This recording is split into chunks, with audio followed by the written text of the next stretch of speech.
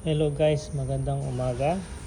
Ngayon ay susubukan kong mag-record gamit ang iPhone 15 Pro Max ng nagsasalita sa recording during the ride kasi hindi ko ginagawa to para makapokus at kasi nga pagka nag-ride ka puro wind noise tapos ingay ng sasakyan, so hindi ko sure kung magandang kalalabasan, so hindi ko ginagawa yon at syempre kailangan focus sa ride. Pero ngayon susubukan kong magsalita habang nagra-ride pero magpo-focus pa rin ako sa ride. So ngayon ang gamit ko nga iPhone 15 Pro Max, iseset ko sa pinakamababang resolution HD 30 frames per second kasi nga ang bilis mapuno ng phone ko pagka ginagamit ko yung default na 4K. So ito na, medyo late na ako sa trabaho. Pero siyempre, kahit late, huwag magmadali. Isipin pa rin ang safety. So ito, ikinabit ko siya sa aking bike handlebar. Yan, siset ko. Siya nga pala, kailangan ang ilaw sa likod. Kahit na maliwanag, kailangan ang ilaw sa likod.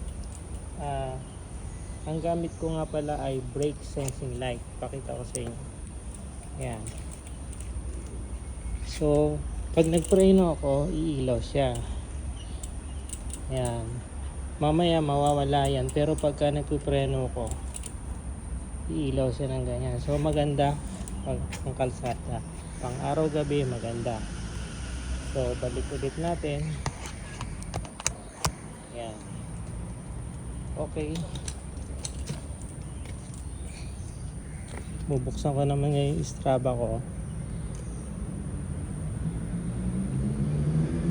Yan. Okay, go.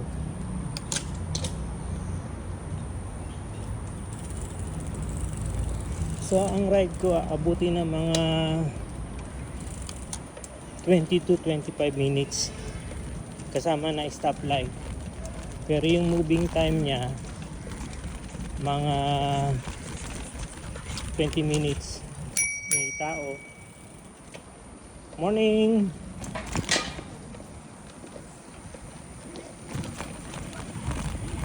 Thank you! Morning! Daan-daan, may tao. Okay.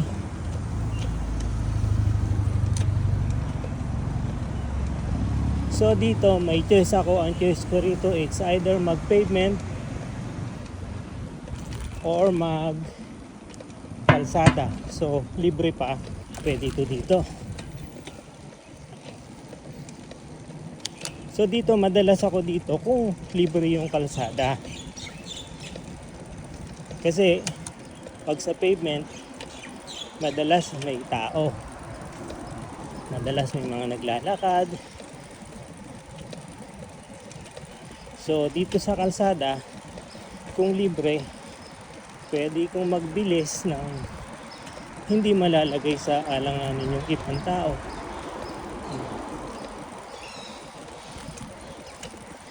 Siya nga pala,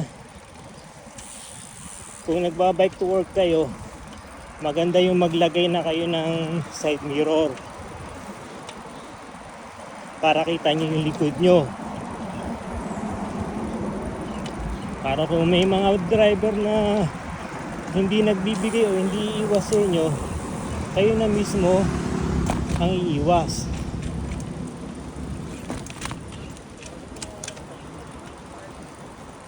Ito nga pala sa mga ganitong kanto, yung box na yan, diyan kayo hihinto o magmiminor para i-check.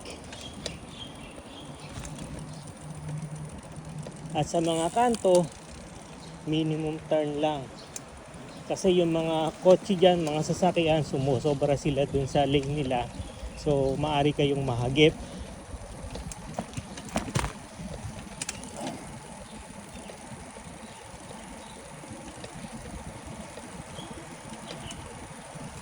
Mayroon akong external mic sa bahay. Kaya lang medyo troublesome gamitin o i-set up. Pero maganda sana kasi nga bawas ang noise. yung beat noise kumpara sa ganito.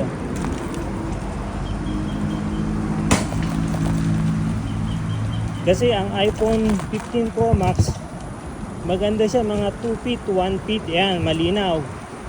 Pero pag ganito,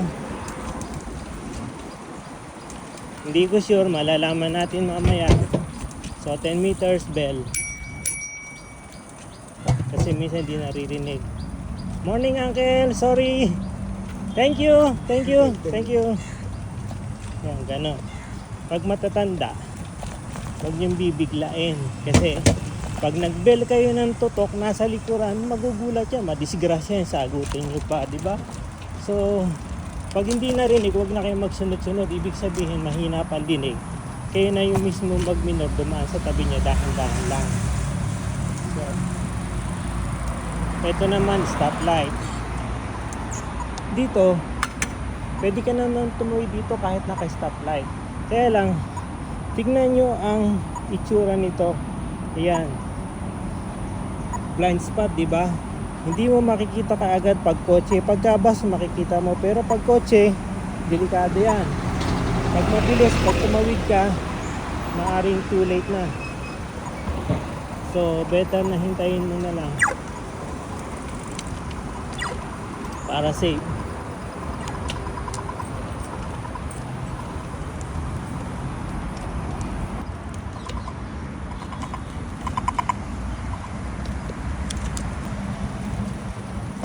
Dito pwede ko sa park connector, pero dyan maraming nagja-jogging, naglalakad.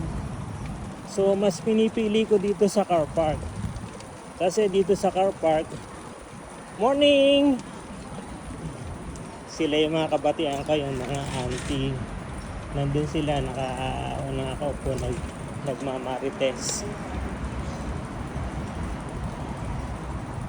Morning!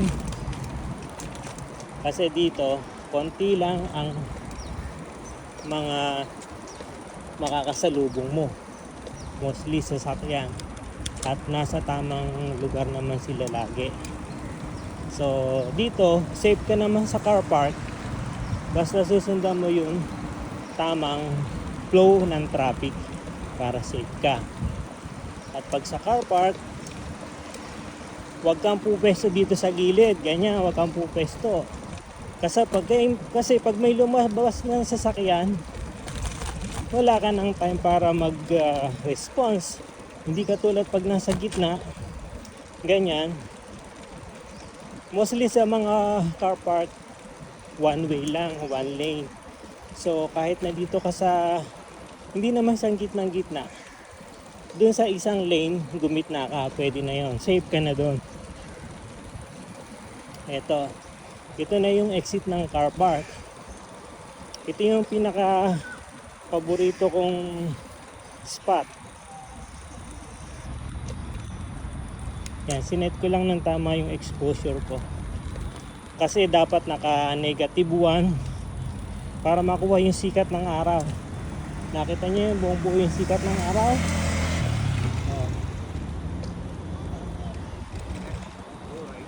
So kahit nag-recording, yung mata nakatingin pa rin sa ride nyo. Focus pa rin. Focus. At kahit nahuli na kayo, huwag kayong humataw ng humataw. Isipin pa rin ang safety nyo at safety ng iba. Ayan, pag walang tao, humataw kayo. Pag mga walang kanto, hataw kayo.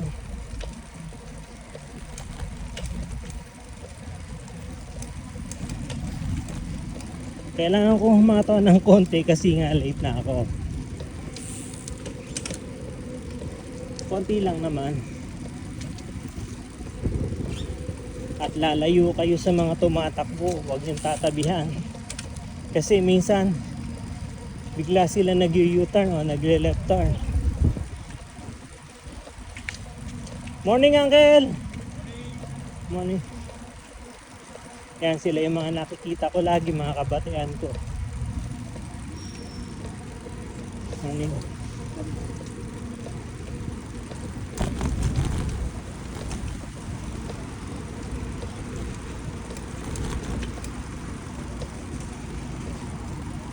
Ito yung underpass.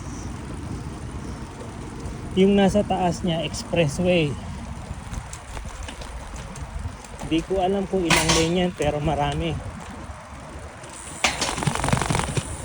Ingat-ingat ha, focus. Huwag ka tingin ng tingin.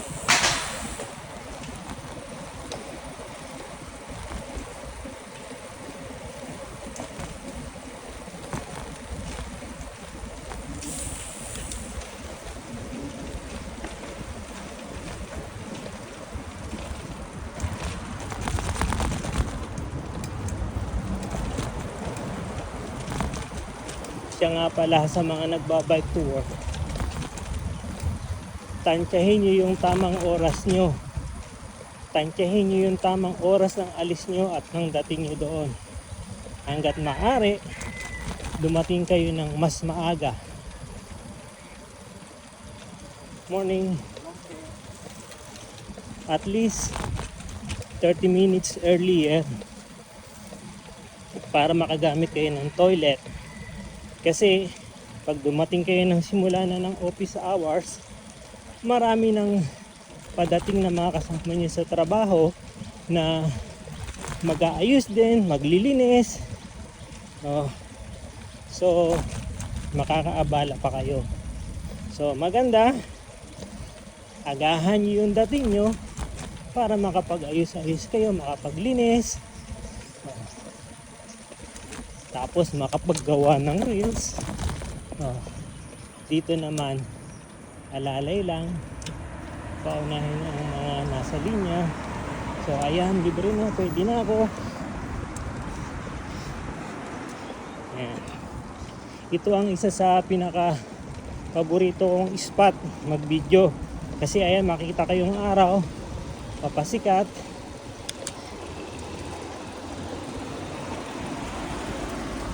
Sige, una ka na.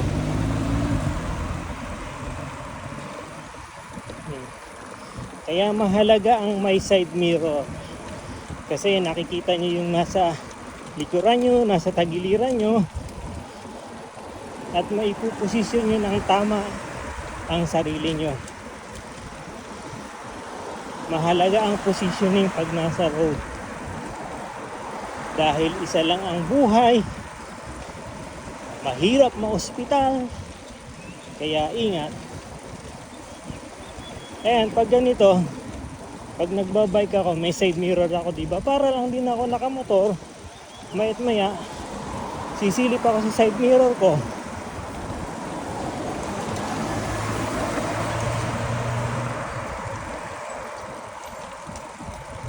Ayun ang ayoko, yung hindi ka makatakbo, hindi ka makapagpatakbo ng katamtamang bilis dito sa footpath kasi nga marami naglalakad. Hindi lang iyon, madalas naka-headset. So kailangan mo bang mag-bell ng malakas at sunod-sunod?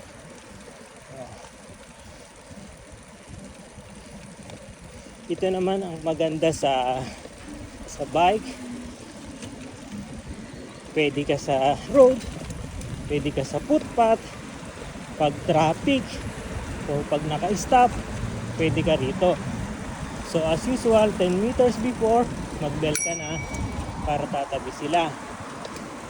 Diba? Kasi may time sila para tumingin at mag-response ng tama, ng naaayon. So, ito yung kasamahan ko sa trabaho, late. Kung tanghali na ako, mas tanghali pa siya. Ayan.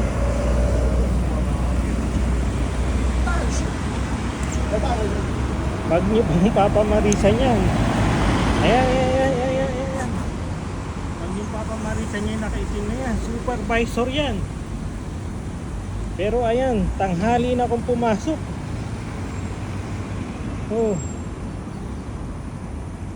Huwag yung papamarisan yan ha.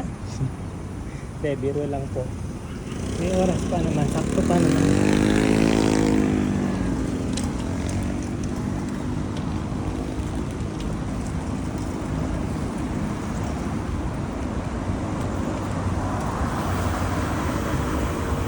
Bro, morning! Take care! Yeah, bye!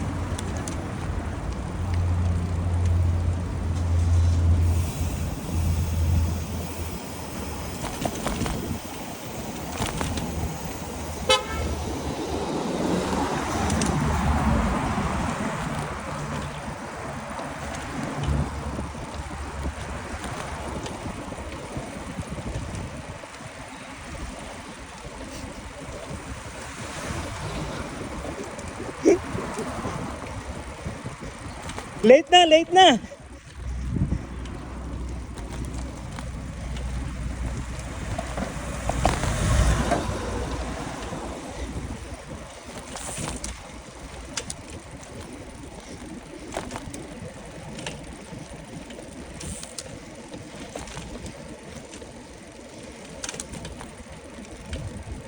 Yan. Medyo tanghali na. Mataas na sikat ng araw. Okay, so signal. Okay, clear.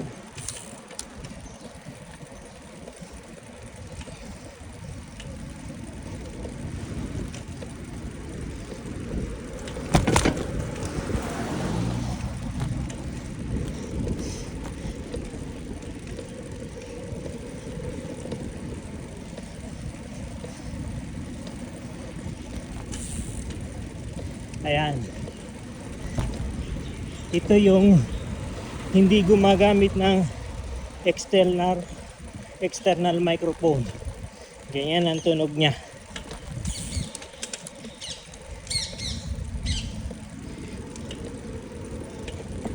Yan.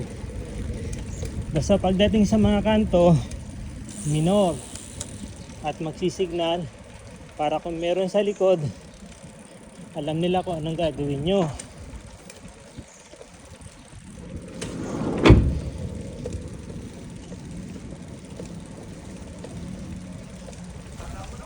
Hoy, bilis ah!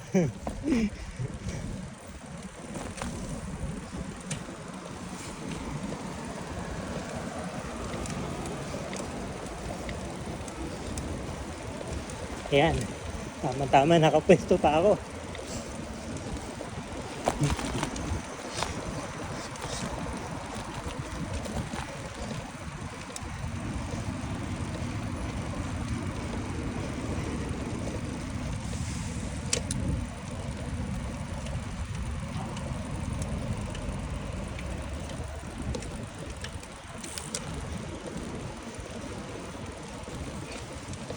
Wala yung kasama ko, siguro nag-almasal pa siya.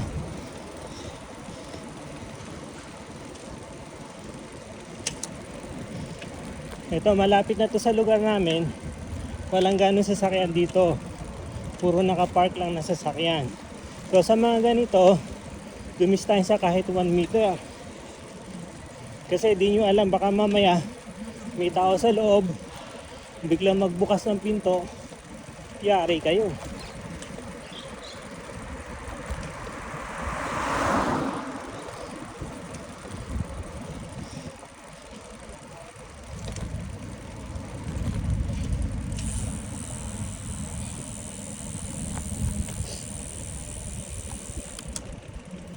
Kanto, senyas.